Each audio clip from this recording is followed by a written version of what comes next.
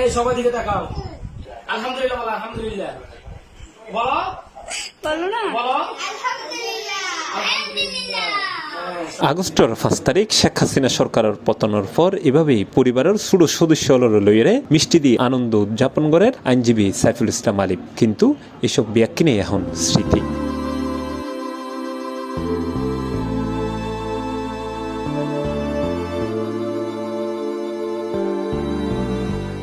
গত নভেম্বরের 26 তারিখ চট্টগ্রাম আদালতত চিন্ময় কৃষ্ণর অনুসারী আক্রমণের শিকার হইয়ে নির্মমভাবে হত্যার শিকার হয় চট্টগ্রামের লোহাগাড়া উপজেলার সুনতির কৃতি সন্তান সাইফুল ইসলাম আলিফ। সুনতি ফারেঙ্গা গ্রামের সন্তান হইল 15 বছর আগে উপজেলা সদরের দরবেশহাট রোডের টেন্ডলফাড়াত জায়গা কিনি বাড়ি নির্মাণ করছি তারা, যারে মা বাপ ও স্ত্রী সন্তানের লইয়ে বসবাস করেন তিনি। যে বাড়িত সবসময় প্রাণ চঞ্চলতা থাকতো সে বাড়িত এখন শুনশান নীরবতা, পুরো এলাকার চলের শুকুর মাতম।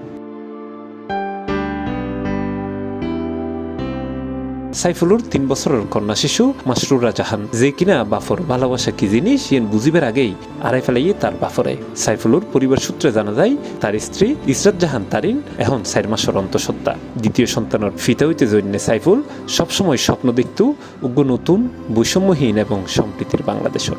সবসময় সম্পৃক্ত থাকতো এলাকার নানান উন্নয়ন হাজেও।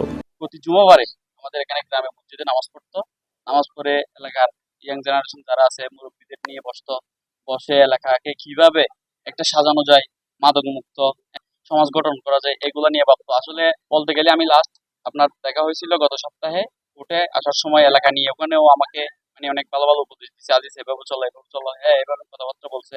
এলাকার মানুষের সাথে ওনার একটা সবসময় সুখ দুঃখের সাথে উনি মিলেমিশে কাজ করতো আমাদের সাথে। আমাদের এলাকাকে কিভাবে ডেভেলপ করা যায়, শিক্ষা ব্যবস্থাকে কিভাবে ডেভেলপ করা যায়, এই চিন্তা ভাবনা উনি সবসময় ওনার ছিল। বিগত দিনে আমাদের যে ওনাকে আমরা যেভাবে পাশে পেয়েছি অ্যাডভোকেট হিসেবে না, শুধু এলাকার একজন ভালো ছেলে হিসেবে আমরা ওনাকে পেয়েছি।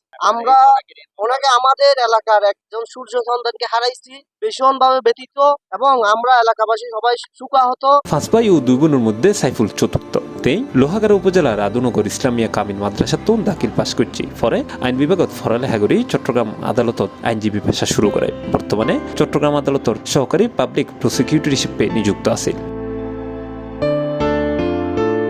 মানবাধিকার ও ন্যায় বিচার প্রতিষ্ঠা হইব এমন বাংলাদেশের স্বপ্ন দেখা সাইফুল ইসলাম আলিফ আজই চিরনিদ্রায় শায়িত।